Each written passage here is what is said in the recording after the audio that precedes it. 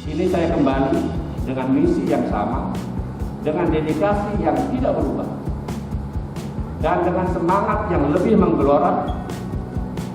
Saya kembali karena diminta, dan saya merasa terpanggil untuk kembali membesarkan kampus ini.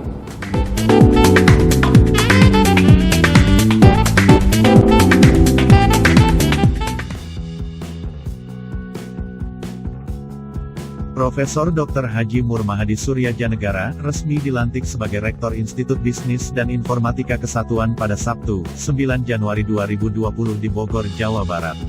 Acara pelantikan yang digelar di kampus IB Kesatuan tersebut berlangsung dengan penerapan protokol kesehatan yang ketat. Dalam sambutannya, Profesor Murmahadi mengatakan, selama rentang waktu 48 tahun, IB Kesatuan selalu berkomitmen pada kualitas pendidikan yang selaras dengan perkembangan zaman untuk melahirkan insan berkualitas serta memberi sumbangsi berharga untuk peradaban. IB Kesatuan berdiri sejak tahun 1972 di Bogor, dengan nama Akademi Tata Laksana Kesatuan yang kemudian berubah menjadi Akademi Manajemen Kesatuan dengan 2 program studi dan akhirnya melebur dengan STIE Kesatuan menjadi Institut Bisnis dan Informatika Kesatuan yang memiliki 3 fakultas dengan 9 program studi. Rektor yang juga Ketua Badan Pemeriksa Keuangan Republik Indonesia tahun 2018 hingga 2020 ini menyebut transformasi kelembagaan adalah sebuah keniscayaan untuk sebuah lembaga yang mampu mengubah tantangan zaman menjadi kesempatan. Menurut guru besar akuntansi ini, era teknologi informasi yang menembus batas ruang, waktu, dan teritorial, menjadi perhatian utama bagi Institut Bisnis dan Informatika Kesatuan untuk mengembangkan pola pendidikan yang berkualitas sesuai dengan standar mutu nasional maupun internasional. Selain menjalin kerjasama dengan mitra nasional, IB Kesatuan juga menjalin kerjasama internasional dengan berbagai lembaga pendidikan tinggi, yaitu Asia Pacific University Malaysia, University Utara Malaysia, Avans University Belanda, dan Wako University Jepang. Selain itu, IB Kesatuan juga mengirimkan mahasiswa dan mahasiswinya dalam kegiatan intercamp di China pada tahun 2018. IB Kesatuan, selama masa pandemi COVID-19 ini, telah merancang metode perkuliahan dengan kombinasi antara tatap muka dan online. Keistimewaan lain dari IB Kesatuan adalah pemberian materi budi pekerti kepada mahasiswanya dengan tujuan agar generasi penerus bangsa ini lebih bermartabat dan beretika saat menjalankan pekerjaan dan profesinya. Langkah ke depan, kita memang ini kan dengan situasi pertama yang pandemi ini kan memang ada sistem yang berbeda di perkuliahan. Seperti tadi sambutan saya bahwa kita akan memang harus merubah sistemnya kan, yang akan kita rubah sistem pengajaran itu. Karena memang banyak dijumpai ya masih terkaget-kaget, dosennya pun juga terkaget-kaget waktu ada perubahan itu dan mahasiswanya juga. Nah mungkin ke depan kita akan cari yang sistem yang ini. Tetap muka itu harus ada lah, nggak mungkin kalau tetap muka nggak ada itu kita nggak tahu mahasiswa ini paham apa enggak, mengerti apa enggak, dosen juga bagaimana cara menyampaikannya gitu kan. Dan banyak jurusan-jurusan sini program studi kan yang memang harus ketemu gitu, harus tetap muka, harus masuk lab. Gimana kalau nggak datang ke sini, kalau lab dengan sistem itu nggak bisa. Itu mungkin yang akan kita segerakan itu.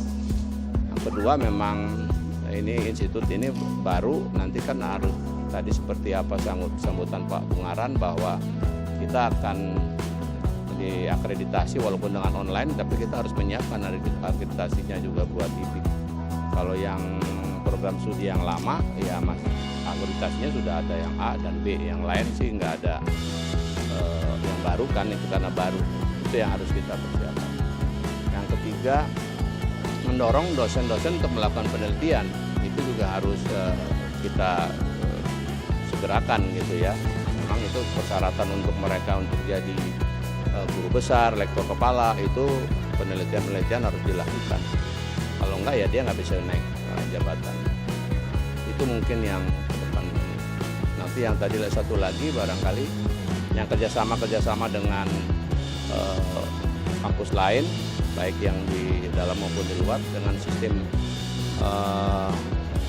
online begini, kita lebih mudah sekarang untuk melakukan kerjasama dibandingkan yang sebelumnya, kan belum pernah ada. Mungkin inilah yang berkah barangkali yang bisa kita dapatkan dengan adanya pandemi ini, dengan lain itu kerjasama dengan di kampus-kampus di luar itu lebih memudahkan. Apa yang disampaikan Pak itu memang kita kan udah mengantisipasi kenapa kita bikin Institut Bisnis dan Informatika.